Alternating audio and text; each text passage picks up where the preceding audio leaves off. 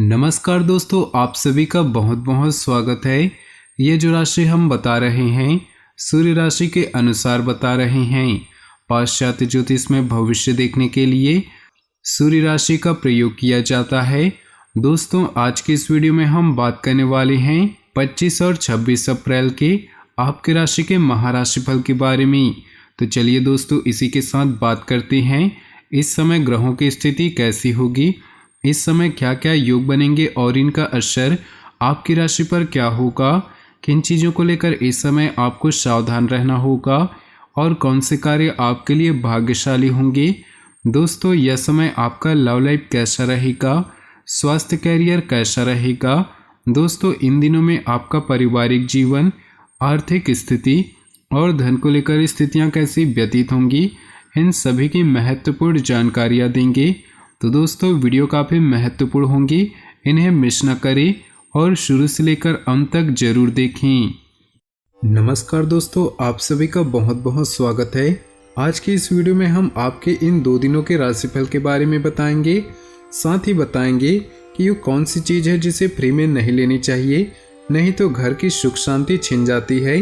तो वीडियो को शुरू से लेकर अंत तक जरूर देखिएगा और सबसे पहले वीडियो को लाइक कर दे और नीचे दिए कमेंट बॉक्स में सच्चे श्रद्धा भाव से ओम नमः शिवाय जरूर लिखें, ताकि आपकी सारी मनोकामनाएं जल्द से जल्द पूरी हो सके। तो चलिए दोस्तों, शुरुआत करते हैं। घर में सुख एवं शांति का माहौल बना रहे, इसके लिए ज़्यादातर लोग कोशिशों में जुटे रहते हैं। कई बार लोग अपने जानकारों से जाने अनजाने में ऐसी चीज़ें ले लेते हैं जिनका लेन देन ठीक नहीं माना जाता।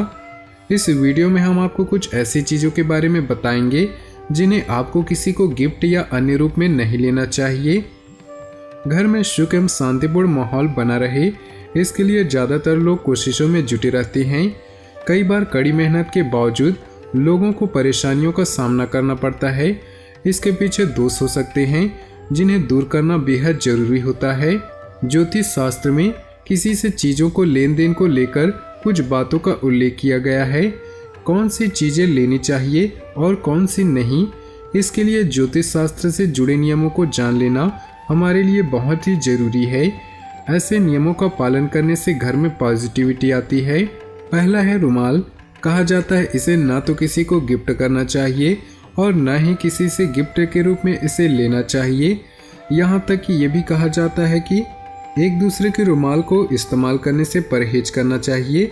मान्यता है कि इस गलती को करने से प्रभावित व्यक्तियों के संबंध बिगड़ने लगते हैं, उन व्यक्तियों के झगड़े होने लगते हैं और एक समय में उनके रिश्ते में दरार आ जाती है। दूसरा है नमक। ज्योतिष शास्त्र में नमक मांगने या दान करने की मनाही है। कहा जाता है इसका संबंध शनिदेव से होता है और इसी कारण इसे किसी से उधार नहीं लेना चाहिए। अगर आपको मजबूरी में किसी से नमक लेना पड़ जाए तो उसे इसके बदले में कुछ जरूर दें। वैसे इसका लेन देन उधार के तौर पर करना घर में दरिद्रता ला सकता है। कहते हैं कि फ्री में नमक लेने से घर में नेगेटिविटी का वास होने लगता है। तीसरा है लोहा और तेल। लोहा और तेल शनिदेव को अति प्रिय होते हैं और इसी कारण इन्हें भी उधार के रूप में न किसी को देना चाहिए और न ही किसी से इन्हें लेना चाहिए। फ्री में लिया हुआ लोहा शनि से दान लेने के बराबर होता है। शनि देव अगर इस गलती पर नाराज हो जाएं तो उनका प्रकोप झेलने वाला व्यक्ति जीवन में कठिनाइयों से घिरा हुआ रहता है। बता दें कि शनिवार के दिन लोहा और तेल की खरीदारी करने से भी परहेज करना चाहिए। तो दोस्तों, अब चलिए बात करते हैं। इन दिनों कुछ मिले जुले प्रभाव वाला रहेगा। पारिवारिक सदस्यों को आपसे कुछ अपेक्षाएं रहेंगी और आपने पूरा करने का हर संभव प्रयास भी करेंगे। दिन का कुछ खास समय आत्ममंथन तथा एकांत वातावरण में भी व्यतीत करें। आपको काफ़ी उलझनों से निजात पाने संबंधी हल मिलेंगे। ज़्यादा जिम्मेदारियों की वजह से स्वभाव में कुछ चिड़चिड़ापन आ सकता है, जिसका असर आपसी संबंधों पर भी पड़ेगा। इसलिए धैर्य और संयम बना रखें। फाइनेंस संबंधित लेन देन को सावधानी से करें। व्यवसाय संबंधी कुछ ठोस और महत्वपूर्ण निर्णय लेने पड़ सकते हैं, इनका परिणाम बेहतर होगा। बिजनेस पार्टनर के साथ व्यापारिक मुद्दे को लेकर सकारात्मक विचार विमर्श होगा। दाम्पत्य जीवन सुखद रहेगा। प्रेम संबंधों को विवाह में परिणित होने हेतु योजना बनेगी। बच्चों के एडमिशन संबंधी कार्य हो जाने से राहत मिलेगी। घर की सुख सुविधा संबंधी वस्तुओं की शॉपिंग आदि में दिन का अधिकतर समय व्यतीत होगा। इस समय आर्थिक स्थिति को बेहतर बनाने के लिए आपके प्रयास सफल होंगे। ध्यान रखें कि गुस्से और आवेश की वजह से कई बार बना बनाया काम अंतिम चरण पर अटक सकता है। इस समय सहजता और धैर्य बनाए रखना जरूरी है। अनावश्यक खर्चों पर कटौती करना भी जरूरी है। रुपए पैसे के मामले में किसी पर भी भरोसा न करें।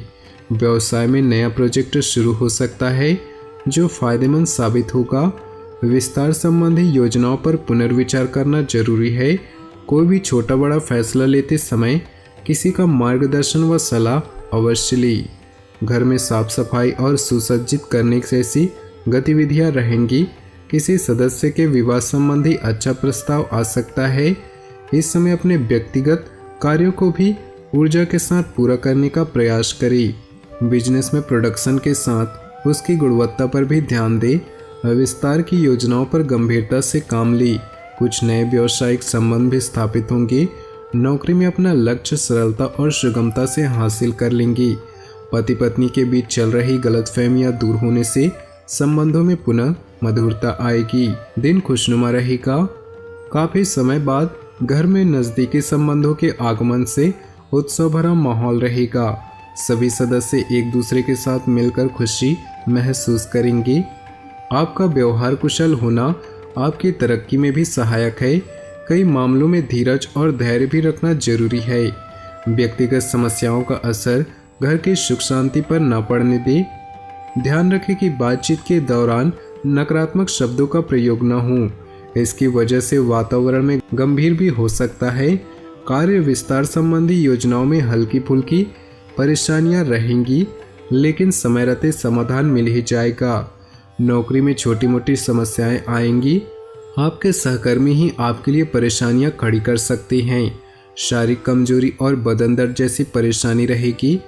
काम के साथ साथ अपने स्वास्थ्य के प्रति सजग रहना जरूरी है।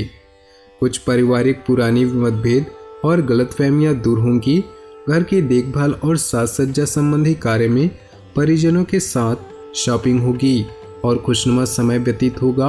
प्रोफेशनल स्टडी के लिए प्रयासरत विद्यार्थियों को एडमिशन मिल सकता है। अपरिचित लोगों के साथ संपर्क न बढ़ाएं तथा अपने पारिवारिक व्यवस्था पर हस्तक्षेप न होने दें।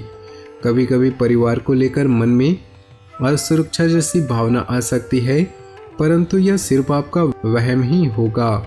वाहन चलाते समय मोबाइल फोन आदि का प्रयोग न करें। व्यवसाय में स्टाफ और सहयोगियों से संबंधित छोटी मोटी समस्याएं रहेंगी। कुछ कठोर और महत्वपूर्ण फैसले लेने की जरूरत है। खुद को साबित करने के लिए और मेहनत करें। किसी बड़े अधिकारी या राजनीतिज्ञ की मुलाकात से आपको कोई खास काम पूरा हो सकता है। परिवार में सुख शांति रहेगी। प्रेम प्रसंग बनेंगे, परंतु इनके साथ साथ अपनी पढ़ाई और कैरियर पे भी ध्यान दें। आज कोई शुभ समाचार मिलने से बहुत सी बड़ी चिंता दूर होगी। परिवार की सुख शांति आपके लिए प्राथमिकता रहेंगी। धार्मिक और आध्यात्मिक गतिविधियों में भी रुचि रहेगी। बच्चों की पढ़ाई और भविष्य संबंधी योजनाओं को बनाने में भी किसी खास व्यक्ति का साथ मिलेगा। वाहन अथवा किसी पारिवारिक सदस्य के सहयोग को लेकर कुछ अनावश्यक खर्चे रहेंगे। घर के किसी वरिष्ठ सदस्य के स्वास्थ्य को लेकर चिंता रह सकती है। निवेश करने से पूर्व किसी अनुभवी व्यक्ति की सलाह अवश्य लें। इससे आप मुश्किलों से बच पाएंगे। अपनी वित्तीय योजनाओं को क्रियान्वित करने में उचित समय लगाएं। आपको महत्वपूर्ण उपलब्धि हासिल हो सकती है। मन मुताबिक तरीके से कार्य बनते जाने से आप फ्रेश और तनाव मुक्त रहेंगे। संतान पक्ष को लेकर कोई चिंता रहेगी। शांतिपूर्ण तरीके से समस्या का हल निकालें, परंतु आज कोई महत्वपूर्ण निर्णय भी ना लें, वरना आप किसी दुविधा में बुरी तरह फंस सकते हैं। फालतू के कार्यों में खर्चों की स्थिति रहेगी। कार्य क्षेत्र में वर्तमान परिस्थितियों पर अपना ध्यान केंद्रित करें। इस समय कोई भी नया काम या योजना कामयाब नहीं होगा। मेहनत ज़्यादा और कम परिणाम जैसी स्थितियां बन रही। नौकरी में आपको मन मुताबिक कार्यभार मिल सकता है। किसी भी कार्य को करने से पहले सोच समझकर लिया गया फैसला आगे चलकर लाभ देगा। अगर घर में नवीनीकरण जैसे कार्य योजना हो रही है तो वास्तु सम्मत नियमों का भी प्रयोग करना जरूरी है। विद्यार्थी अपनी पढ़ाई पर उचित ध्यान दें, नकारात्मक गतिविधियों में समय व्यतीत न करें, इसका असर आपकी कार्यक्षमता पर पड़ेगा। ध्यान रखें कि जरा सी गलतफहमी से नज़दीकी मित्रों और भाइयों के संबंध भी खराब हो सकते हैं। तो दोस्तों, अपने जीवन में खुशियां बनाए रखने के लिए नीचे दिए कमेंट बॉक्स में सच्चे श्रद्धा भाव से ओम नमः शिवाय जरूर लिखें। साथ ही वीडियो को अपने दोस्तों और परिवार के साथ व्हाट्सएप ग्रुप में शेयर करना बिल्कुल भी न भूलें। आपका दिन शुभ हो, मंगलमय हो।